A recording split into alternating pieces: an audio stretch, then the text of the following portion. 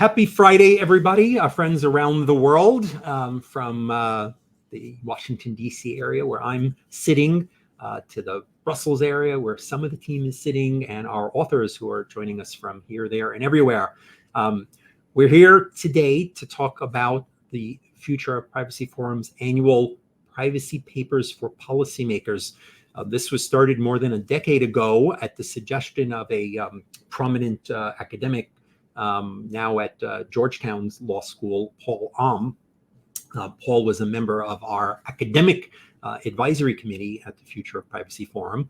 We work with the chief privacy officers of companies around the world, leading privacy academics, regulators, members of civil society. And I said to Paul, what can we do to support the academic community?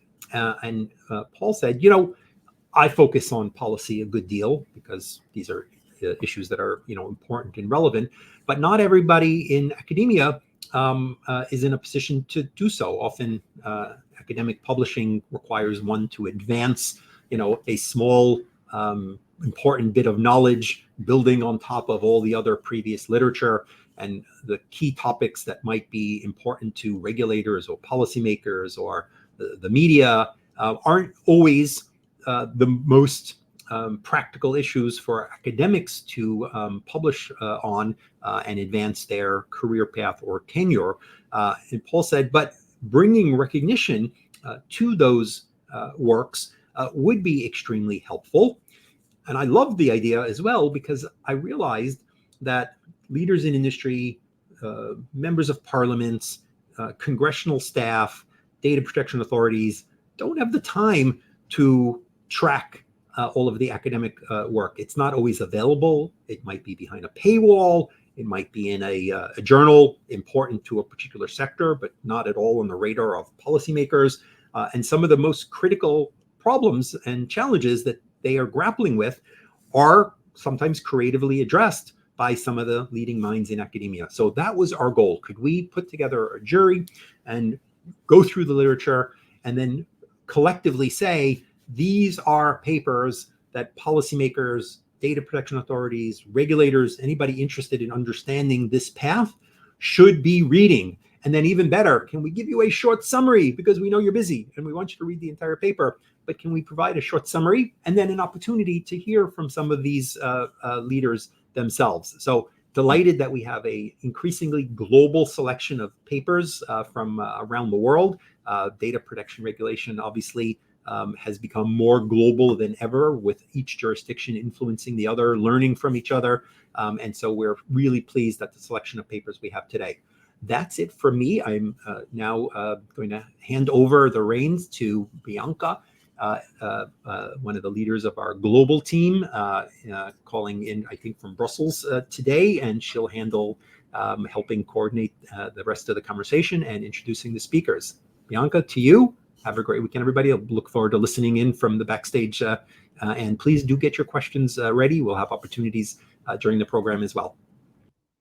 Thank you so much, Jules, for this really warm welcome, and welcome everybody to this LinkedIn Live event, where we have some really wonderful and insightful conversations lined up for all of you. This is actually my first ever LinkedIn Live, so perhaps I'm a new face to some of you that tune in regularly. So just to briefly introduce myself, I'm Bianca. I'm the Policy Manager for Global Privacy in the FPF Brussels office. And I'm really lucky that for my first ever such event, I'm joined by a stellar lineup to discuss two impactful recent papers. So both papers being discussed today received FPF's Privacy Papers for Policymakers Award. As Jules mentioned, we held one of the honoring events earlier this week on Capitol Hill in DC, bringing together the authors of all the papers being honored this year. So today we really zoom in on the two winning papers with this international dimension, relevant for policymakers, practitioners across the Europe region, Latin America, but also very much beyond. So I'll be your host for this talk. And what we'll do is that I would very much like to start by introducing our first discussant for today, my colleague Maria Badillo. She is Policy Counsel for Global Privacy at FPF and really our subject matter expert on all things data protection in Latin America. Maria will talk today with two of the authors of our first paper towards a Latin American model for adequacy for international transfers of personal data. The paper was authored by Luca Belli, Jonathan Mendoza Izerte, Pablo Palazzi, and Nelson Remolina Angarita. And we're really happy today that we can be joined live by two of the authors, Luca Belli from FGV Brazil and Pablo Palazzi from Allende and Brea and from Universidad de San Andrés. So during the discussion, please do post your questions in the chat as we'll have plenty of time to go through them. So without further ado, Maria, Luca, Pablo, the floor is yours. Thank you so much, Bianca, for that warm introduction. And Pablo, Luca, it is a great honor to have you join us in representation of this amazing group of authors of this article. We are very, very excited to hear from you. Congratulations again to all the authors. So let's dive into it right away. Okay, so as you rightly mentioned in your paper, we know that the free flow of information across borders is an essential component for facilitating international trade, but also scientific and economic progress. However, we know that privacy and security remain as one of the two main concerns when we talk about transferring and exporting data from one country to another. So in this context, we know that states have the responsibility of assuring individuals that their information will be protected within their jurisdiction, but also when such information is transferred to another jurisdiction, which might have different rules and different systems. So in that context, we know there are diverse mechanisms for data transfers, which all have this ultimate goal of protecting personal data in the context of cross-border transfer. So one of those mechanisms is the adequacy system, which generally requires this one-on-one examination. And as you highlight in your paper, some countries in Latin America, such as Argentina and Uruguay, they have already been recognized or deemed adequate by the EU, for instance, while others, such as Colombia and Mexico, they are in the process of having that recognition. And at the same time, we know that some of these countries in Latin America have also recognized others as adequate, following this same one-on-one approach. So in that context, I would love to hear from you about the relevance or even the necessity of having a regional model of adequacy, and what are the foreseeable benefits that you see of having this Latin American model?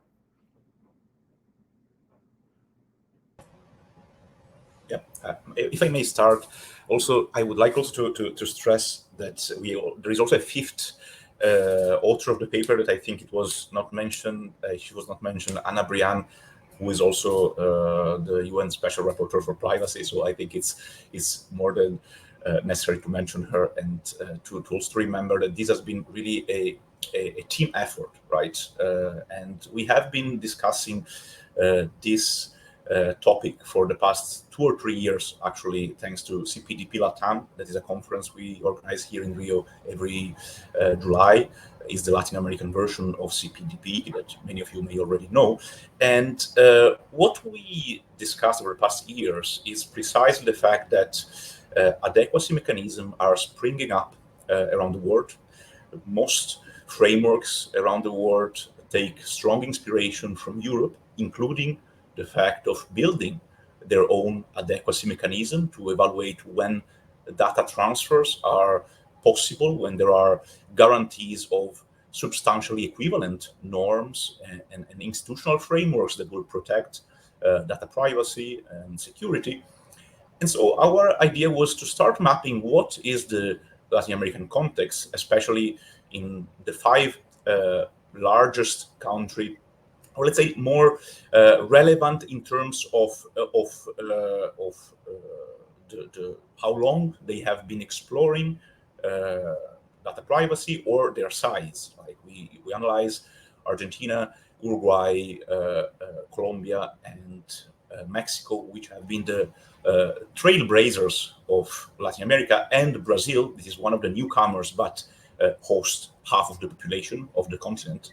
And we figure out that it would be very interesting not only to map what is happening, which kind of similarities and divergence exist, but also how these countries could create their own regional framework for data transfers to facilitate, to encourage and promote data protection, building on the very similar frameworks, although quite different, that already exist, but also trying to create a Latin American framework for data protection and data transfers. Then I will hand over to Pablo to provide more details.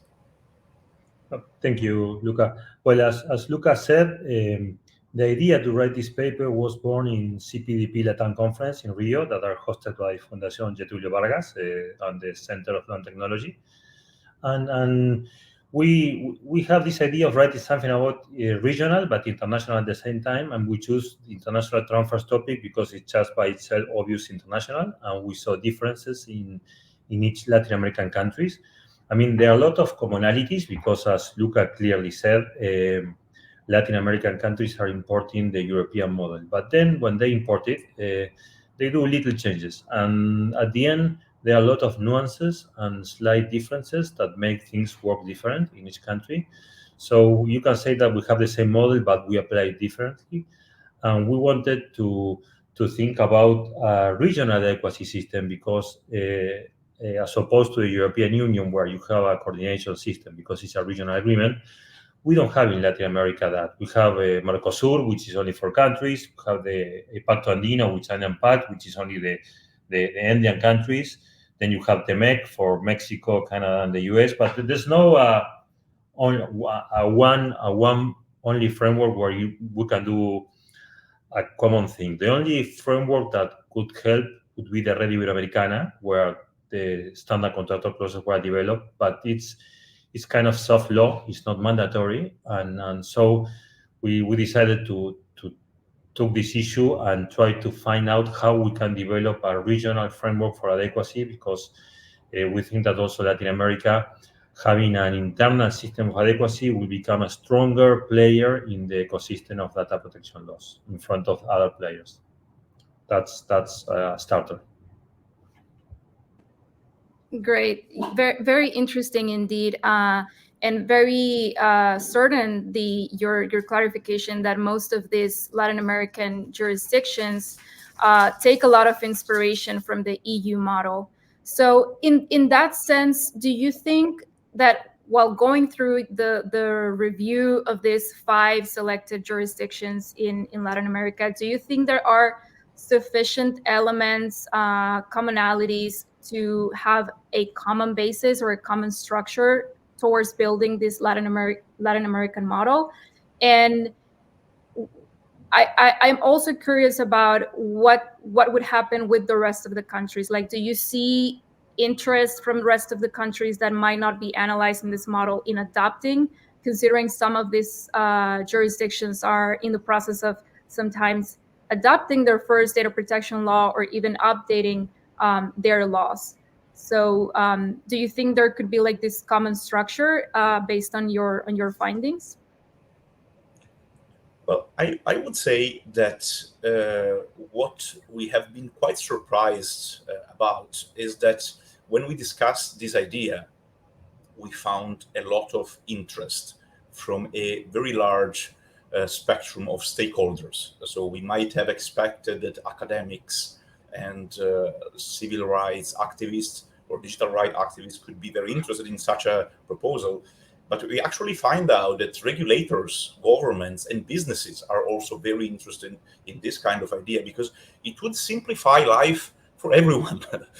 Because it is very burdensome bureaucratically to analyze and to consider other countries adequate or not. It is extraordinarily burdensome for businesses that have to comply with multiple jurisdictions. And it is very difficult, very hard for researchers that need to cooperate with other colleagues in other countries. So it's this kind of solution that we try to build. Actually, in this paper, we only provide a sort of initial answer. And that what I also want to mention is that this paper is the first part of a larger project where we are actually hoping to present the book, which is much more structured at this year's CPDP Latam in July. And so we create a sort of cliffhanger effect in the conclusion of the paper, because we don't specify exactly what are the options. We just provide a teaser, right? One of the two elements that we have assessed as common in the countries that we assessed is the fact that DPAs, the regulators, can consider other countries adequate, or in all the frameworks we analyze, also model contractor clauses can be used. Now, I will maybe let Pablo elaborate more about this, because he is clearly the person that knows more about the issue in Latin America and one of the person that know more about this in the world. But with regard to the first part, the fact that regulators can assess the others, if they had a standardized guidance to assess when guarantees are substantially equivalent, that would be extraordinarily helpful for them in comply with their work, and could be very helpful also for potential other signatories of this kind of framework to shape their national framework in a way which is already complying with what is considered as substantially equivalent. And on top of this, even for countries like the EU that consider being part of international frameworks that protect data protection as one of the criteria to be assessed adequate, would be very interesting.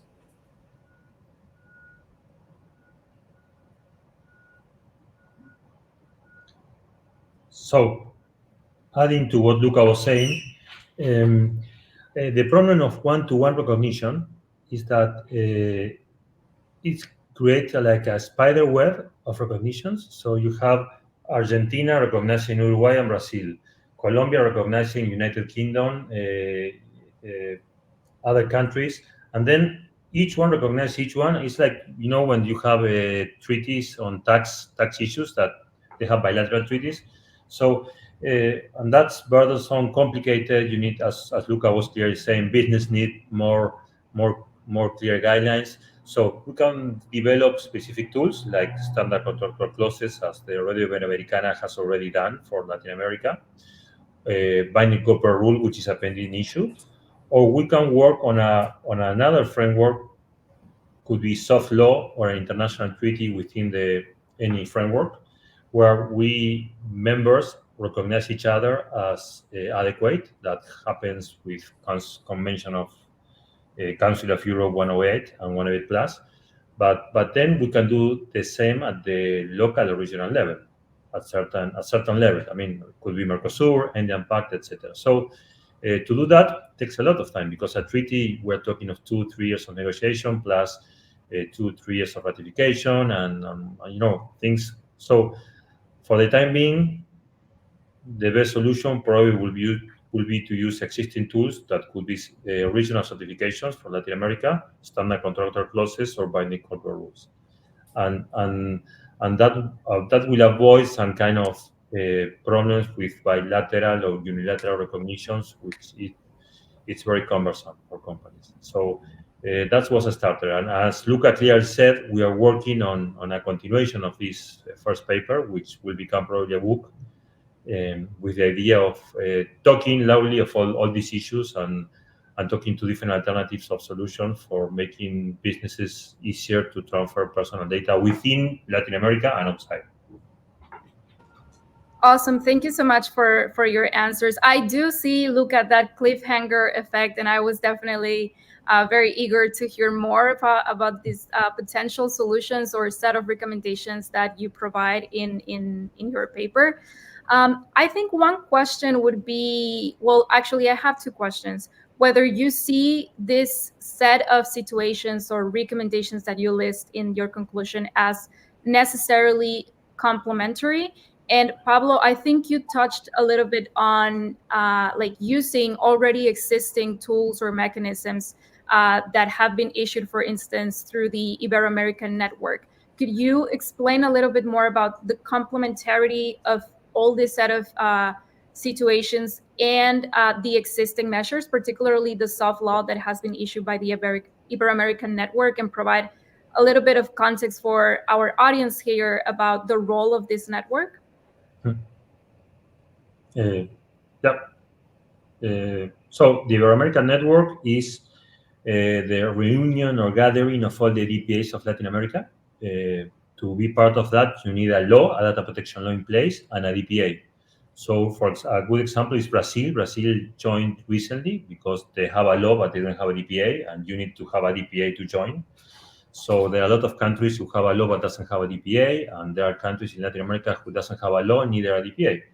So, but it doesn't rise, the Ibero-American Network doesn't rise to the level of something like EDPB or Working Party Article 29. So it's still far from that because it doesn't have mandatory power or rule-making power. What they recommend is soft law. Of course, it's approved by the DPAs. The best example is the standard contractual clauses. They develop a tool. They develop two model clauses for international transfers based on the European Union new standard contractual clauses under GDPR. Instead of approving 4 modules, they only approve 2 modules, transfers from controller to controller and from controller to processor, because they didn't want to do like a huge thing. They wanted to start with the easy things. And that includes a guide for implementation. And it's already been approved by Argentina, by Peru, and Uruguay. But still, other countries need to approve it. So it's a great way of harmonizing tools for international transfers. They're already Ibero-Americana.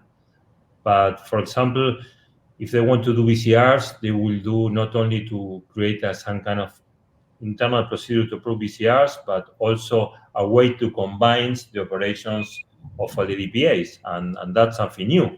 I mean, the Radio Americana is already working on enforcement collaboration between all the DPAs, and the best example is that they are doing enforcement against some big tech companies at the same time in all jurisdictions. But this is doing from scratch without any kind of guidance yet. So, I mean, we don't have the one-stop shop that you have in the EU. We don't have a lot of things that have to be built.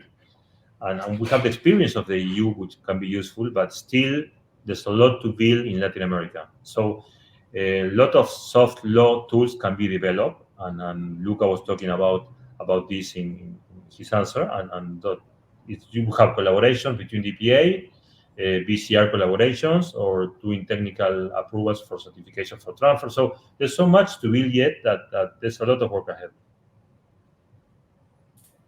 Yeah, just to add a quick point, I think there are several options to facilitate this kind of Latin American cooperation.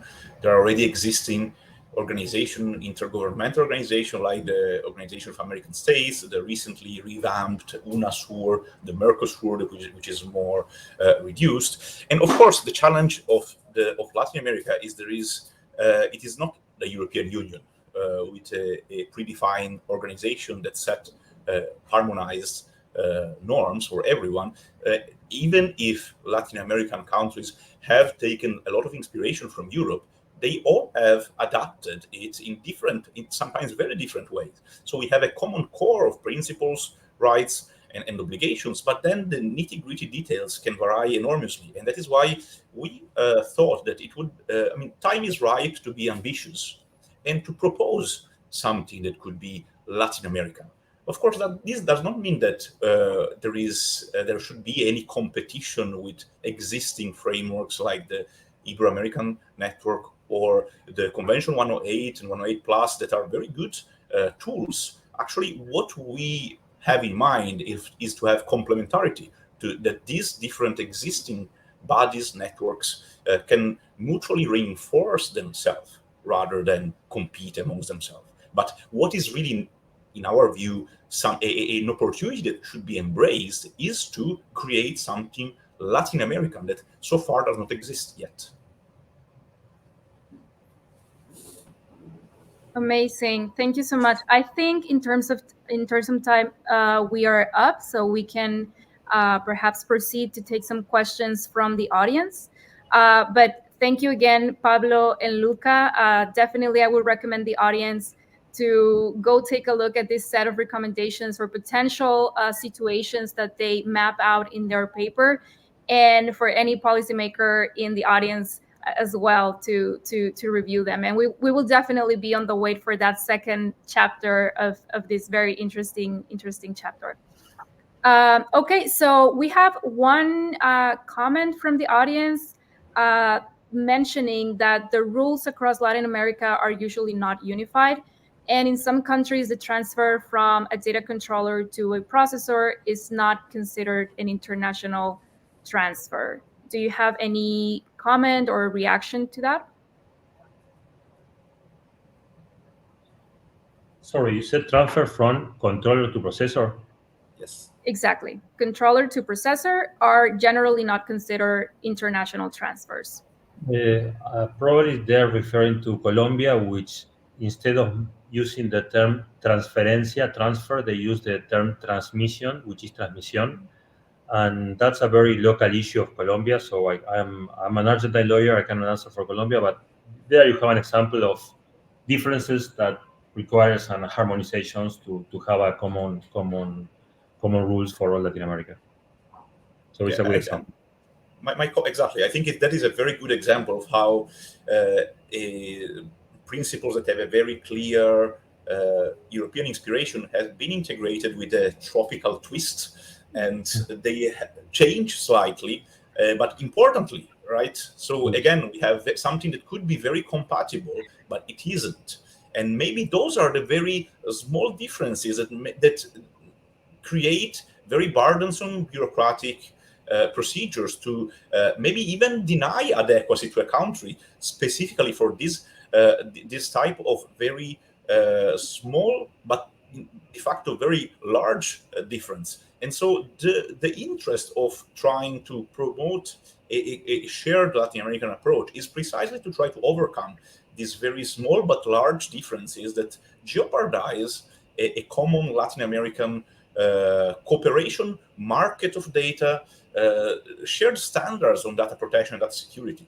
So our work is precisely to try to instill the conversation in the direction of a more Latin American approach, and precisely trying to analyze these differences and overcome them with some shared solutions. Exactly. And I would also point out that you have this great comparative chart, or this comparative table where you basically address like all these differences and try to come up with like how we can have this common structure despite of the nuances or differences in each of these frameworks. So great example. We have another question. It says, you mentioned that binding corporate rules are a pending issue. Can you speak more to the challenges and opportunities there? Oh, yes. When the Red Iberoamericana started doing the standard contractor clauses, the idea was to do both things, standard contractor clauses and binding corporate rules. But it took so long to reach agreement for the standard contractor clause and the guide that the binding corporate rules were left behind as a second thing coming.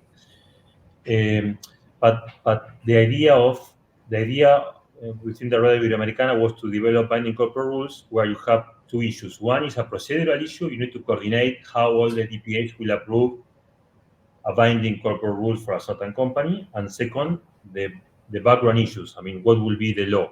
Which basically the same issue that you face when we drafted the standard contractor clauses. You need substantive principles to be put into the binding corporate rules. And that's already written because it's basically the Estándares Iberoamericanos de Protección de Datos, which is a soft law document prepared in 2017, which combines all the DPA principles of data protection laws of Latin America. So, but then we will have to work on a framework for approval by all the DPAs of a BCR. And that's a challenge because you need to write like a new regulation, which still will be soft law, but it's a challenge. Definitely. So I don't know how much we are in terms of time, but I don't see any more questions from the audience. So I think we can close the discussion of this first paper. Again, thank you so much, Pablo and Luca, for joining us today and for representing this great group of authors. Also, thank you to Jonathan, Nelson, and Anna for contributing with scholarship in Latin America and data protection issues. It's very, very relevant work that you guys are doing. So right now, I will pass it over to Bianca. Thank you so much, Pablo, Luca, and Maria, for this really insightful conversation. Really interesting to hear, especially of this need to find a kind of standardized framework for data transfers in the region and to really avoid this fragmentation. And then also how it's just really relevant for the whole ecosystem, right? From businesses to researchers to regulators and so on. So this analysis is undoubtedly really timely, really useful for policymakers tackling this issue, working on this as we speak, and for practitioners who are, of course, working with such mechanisms in the region on a regular basis. So congratulations once more for this important work to all the authors. And indeed, we look forward to the second chapter. For now, we'll transition to our second paper and discussion today. I'm very happy to be joined by Cornelia Kutterer, who is Managing Director at Considerati and Senior Fellow at FPF. We move on over to Europe, where we will have Cornelia in conversation with Catherine Jasserand from the University of Groningen in the Netherlands.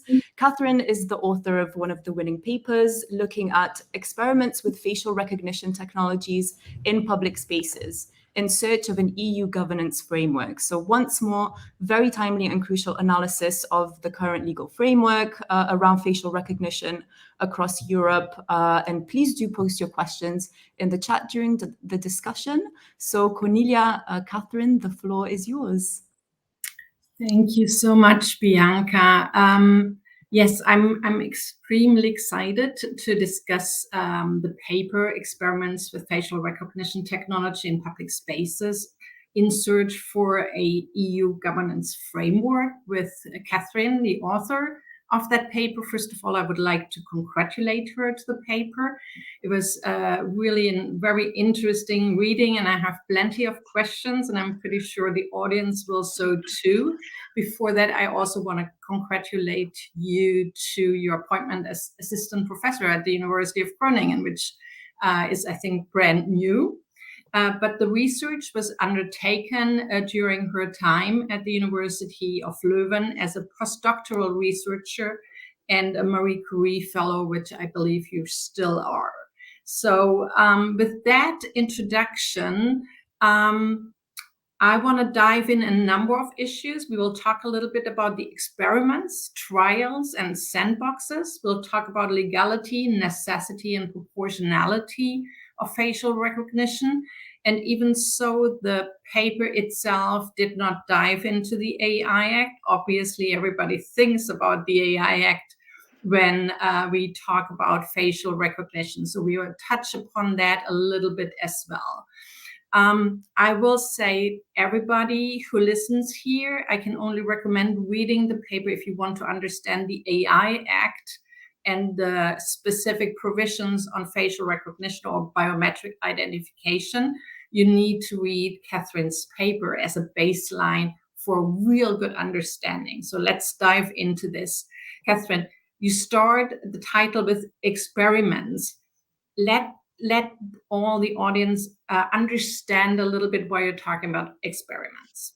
So, thank you very much. Good afternoon, good evening, everyone. So thank you for giving me the floor on this paper. It's, as you said, Cornelia, it's a part of my Marie Curie research at KU Leuven. It was called Data Phase. So the research is finished, but I still have some outcomes that should be published. And this research was an investigation on the use of facial recognition technologies in public spaces by public authorities, so mainly police authorities, and their impact on the right to data protection and privacy. And when I started to dig into the topic, I actually had also, I should say, to make a country trend, because I selected 4 countries to study the situation and whether facial recognition technologies were deployed or used or tested. There was France, the UK, the USA, and to some extent China, but I didn't really cover China due to the pandemic. But let's go back to this context. So I started to look at what was happening in Europe, and I realized that in the UK, I was not the first one to write about it, of course, a lot has been written. But in the UK, police forces have tried the technologies intensively. There are at least 10 police forces that tried the technologies, starting from 2015 or 16, I think. And one of the police forces was even a trial before the High Court and Appeal Court. Is the South Wales Police. The validity, the legality of the trials were challenged before a court. And what I realized as well is that these experiments in the UK, they were not really experiments. So they were testing the technology, but they also arrested individuals, and no one was aware what was happening until actually the biometric commissioners and different supervisors. That's another issue as well. There was no oversight of these experiments until they got aware of it, and the ICO as well. And they started to discuss it. Then the police had to communicate about what was happening. So in the UK, you had these experiments that were hybrid, whereas in France, we had a single experiment, an official one, conducted by the municipality of Nice during the Carnival of 2019. So it's a big event, the Carnival in the south of France. And of course, previously there were some terrorist attack during festivities on the 14th of July in Nice. So for the mayor, there was a justification to try technology. But what was missing in the UK and in France, it was a clear definition of these experiments. So in France, it was truly experiment. It was just about the performance of the technologies. But there was no description of the objective. There was no criteria to assess whether these experiments were successful or not. And it gives the impression that we didn't have the AI Act at that time. It gives the impression that in the absence of AI Act, of a regulatory framework, police was trying the technologies, saying there is no impact on anyone. We are just testing technologies. So I made an assessment of these experiments. I also brought in a few elements of comparison with the Netherlands, because at that time, the Netherlands had also considered within what we call the living lab. So they are experimental areas, actually, environments, to test the technology. But in the end, there was such a public outcry that it seemed that it never happened concerning the Netherlands. So that was the starting point, and also the key findings were about the lack of clear frameworks except data protection rules, actually, the lack of methodology, of objectives, and I would like here to cite the CNIL, which is the Data Protection Authority, the French Data Protection Authority, that published a policy paper after the experiment in Nice, and said actually that we should not get accustomed to the use of the technology through these experiments, because it seems to be a step towards the deployment. But that should not be the case. The experiment should be to test technology for a very specific purpose, and then afterwards you should make an assessment whether the technology should be deployed. But that was clearly missing. So Cornelia, as you said, since this paper, because this paper was written until spring 2022, a lot has happened. And in particular, the negotiation of the AI Act, they have actually been successful. Well, in the sense that we have an official act. I don't know if I can say they have been successful on this topic, but now, yeah. Catherine, before we Yes. go to the AI Act, can you talk a little bit about the legal basis as they exist under data protection law? Yes. So on that data protection law is not regulating the technologies themselves, but the processing of personal data and of biometric data. So it was on the processing of biometric data, and if they were truly experiments, or if they are truly experiments, they are subject to the GDPR. And since biometric data, when they are used to uniquely identify, are considered sensitive data, there are not so many options to process these data. So One of them could be a substantial public interest. But you need a legal basis, a law for that. It could be explicit consent, and that's what has been used in France, because in France, we didn't have a law that will allow the testing or the live deployment of facial recognition technologies in public spaces. So that's why the experiments in Nice was based on explicit consent. But having said that, if you look at the UK, when the UK was still part of the EU, that's very important, because the case law that was also based on the previous data protection rules, so GDPR and pas GDPR, law enforcement directive implementation. What is interesting to note is that in that context, the judge considered that it was the law enforcement directive, the rules in application of the law enforcement directive that apply, and not the GDPR. And especially because these experiments, they had a law enforcement purpose. It was not only testing the technology. So it's very important to understand that. The GDPR, it's not about the localization of facial recognition technologies, but the AI Act neither. The AI Act doesn't provide any rules for that. So for example, in France, and I think a lot of people don't know that, we have already rules for retrospective use of facial recognition technologies on existing a criminal database. And it's called TAJ. And for this purpose, actually, it's not based on EU law. It's based on criminal procedural law, and that's very important to understand as well, that the AI Act is not going to provide rules for all the aspects of the deployment of facial recognition technologies as well.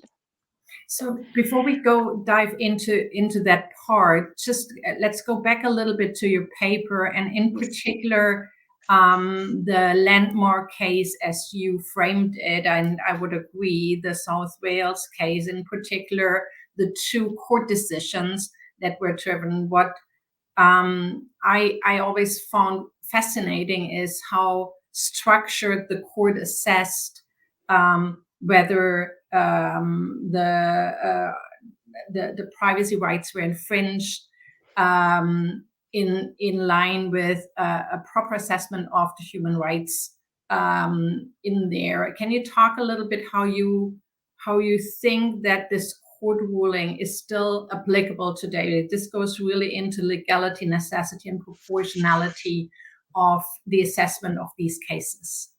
So what is very interesting in this case is you don't need to have a match with an existing face or an identity to consider that there is an interference with the right to privacy.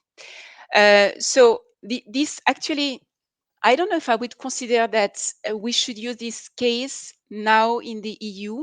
This case is definitely a landmark case, but we have also a European Court of Human Rights case, which made an assessment of the deployment of facial recognition technologies by police in real time and for retrospective use. But it was in Russia, so of course you could contest that.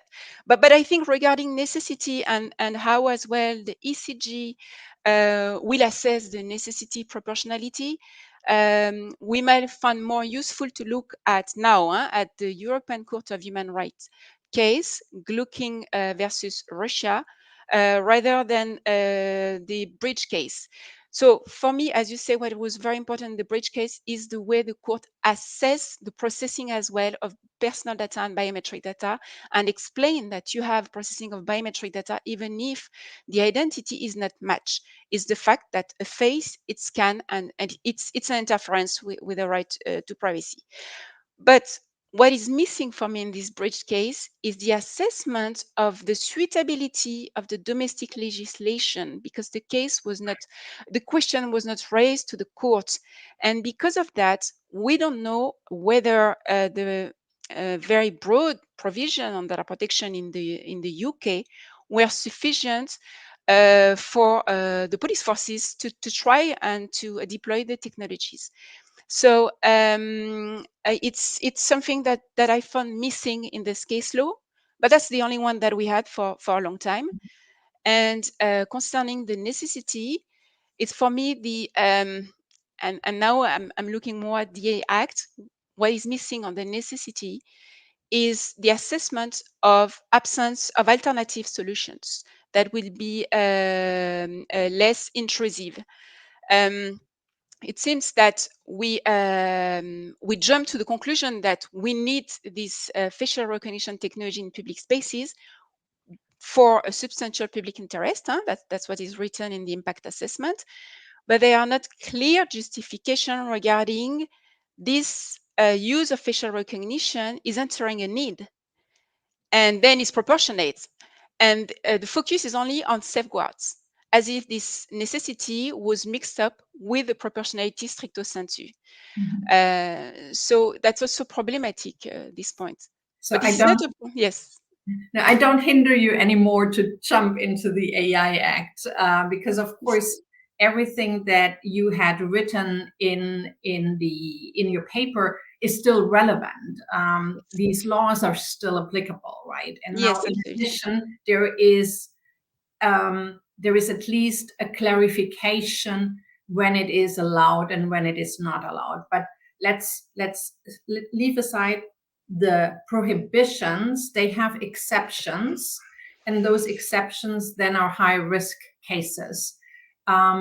Can you talk a little bit how you think this now clarifies what can be done and what the police in those cases needs to do generally, but also for trials? And then in particular, what would that mean for trials now that we have also sandboxes?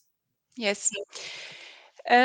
So for trials, if I'm not sure that police forces would like to try the technology now that there are some rules in the Act. It was a trial because it seemed to be at that time to be an intermediary step. But in any case, if they would need to, if they would like to try the technology, they would have to do a data protection impact assessment. And this is something that was not necessarily made or clear that an impact assessment had been made. But they will have also to do, if they deploy, not if they try, a human right impact assessment. So that's for the deployment, not for trying the technology. But they will have to make clear regarding the objective. What do they want to do by this trial? Is it only testing the performance of the technology, and then they will have to explain how they will test this performance, and they will have to provide also information how we can make a post assessment about these experiments? Because if you try the performance of technologies, you need absolutely to provide some information to make sure that your testing has met the objective that it had. But in any case, these experiments, they cannot replace deployment. So it's different from deployment. And these regulatory sandboxes, I think in the AI Act was interesting is the fact that you have on one side regulatory sandboxes, and on the other side the possibility to test technologies under real world condition. I think they call it like that. So it's a bit confusing. That I think it will need to be a bit more investigated to assess exactly what it means. This testing outside the regulatory sandboxes. Regulatory sandboxes are normally within a controlled environment. And I think that's the difference with this real world condition under real conditions. It's an uncontrolled environment, and you would suppose that it's not done on volunteers as well. It will be done on anyone. But there is a catch, I think, here. Is if you do these experiments under a real condition, individuals would have to consent, except if we are in case of law enforcement. So there is an exception.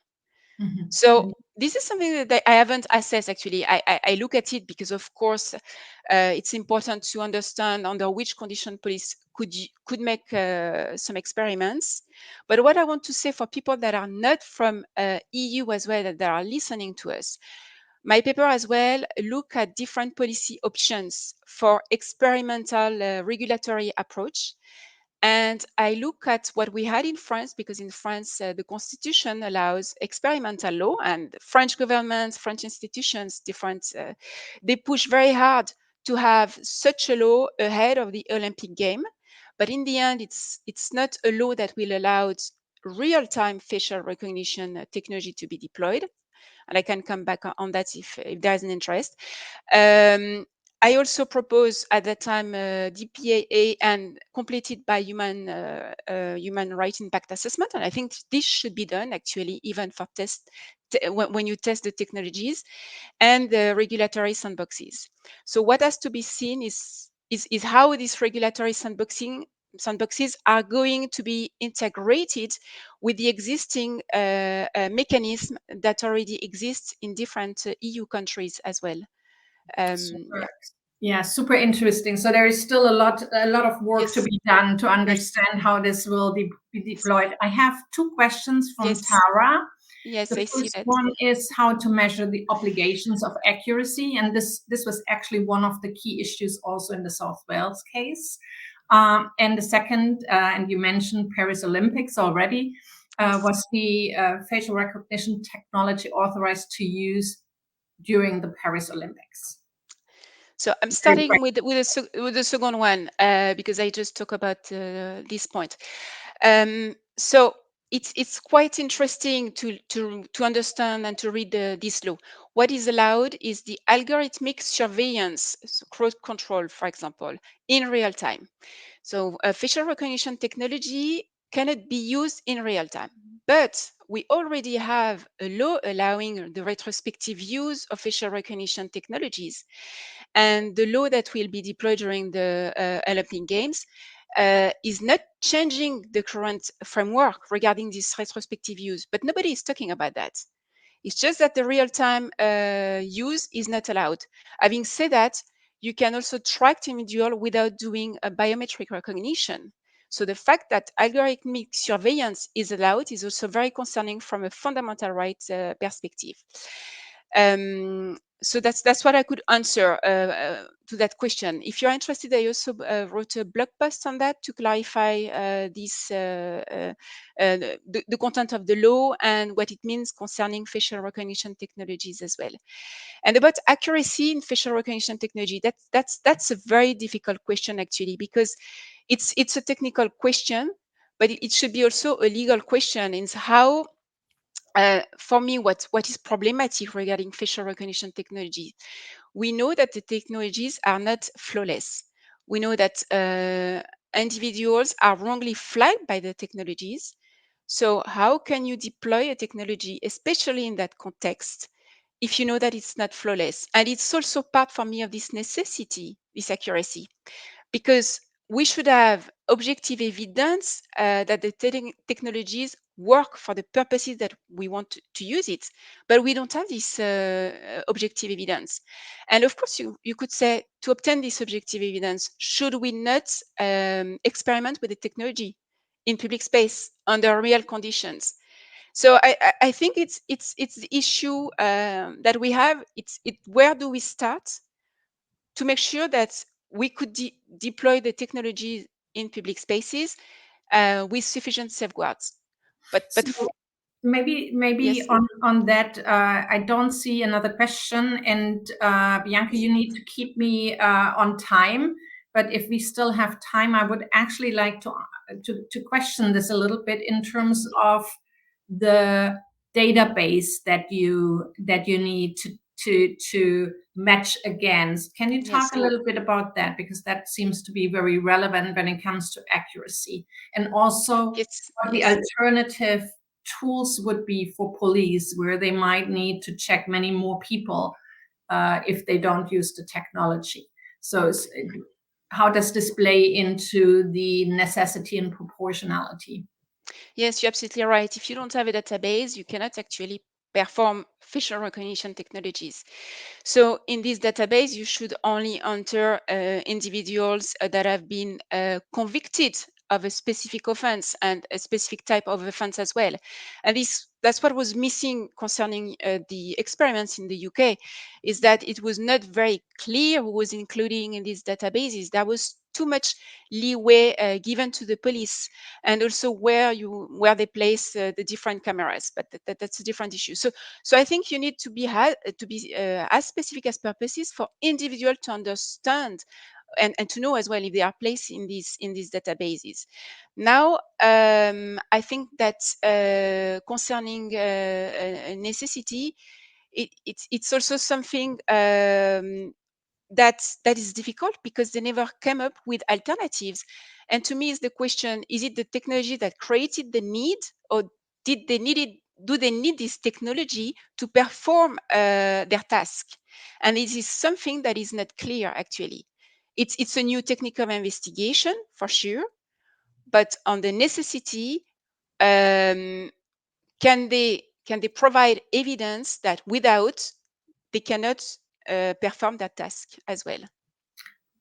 Catherine, thank you so much for this. This last comment is almost philosophical with the nature of technology all up. And with that, I will hand over back to Bianca.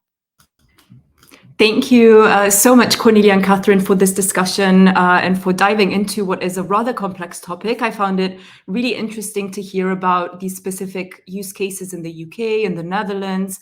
And it really struck me when Catherine mentioned the tools provided by data protection law, just to be able to question the necessity and proportionality of these technologies in specific cases. So thank you again, Catherine, for this brilliant and timely analysis. And I'm sure many will be following along on this topic, particularly in light of the upcoming AI Act. So thank you again also to Maria and to Cornelia as our discussants today, and of course to the winning authors for joining us. It's been really wonderful conversations, and thank you to all of you for tuning in, for sending in your questions, for engaging with us. Hopefully see you at our next LinkedIn Live taking place next Friday. They're really great opportunities just for timely roundups of everything that goes on within this very, very active global privacy community. So thank you and see you again soon. Have a wonderful weekend.